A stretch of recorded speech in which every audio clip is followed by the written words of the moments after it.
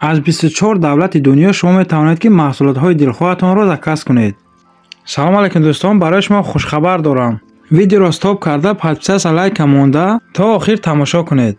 برای شما از 24 دولت های دنیا کورسی آموزشی آماده کرده ایستادیم که شما میتوانید که همه محصولات های خود را از همه دولت های دنیا زکاس کنید. خواهشمندان که از دولت های نامبر شده زکاس کردن میخواهند در کامنتاری علامت پیلوس مانند تا ما فهمیم که چند کس میخواهد که زکاس کند از اینجا و ما برای شما حتما آماده کرده مقربی کورسش را سر میدهیم.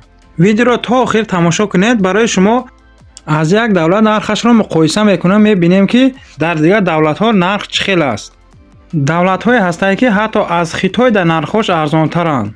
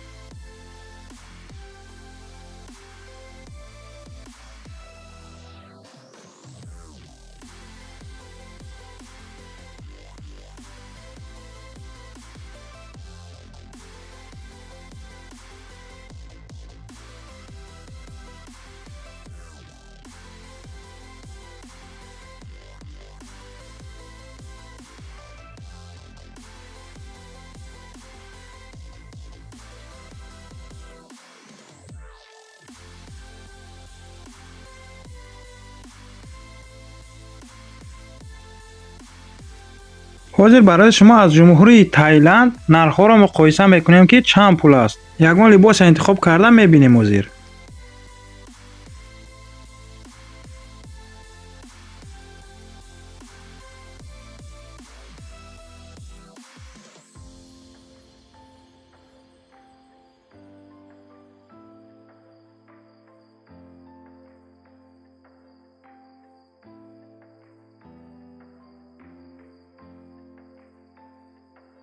الکه دیده در تایلند هم حتی نرخ‌ها ارزانند.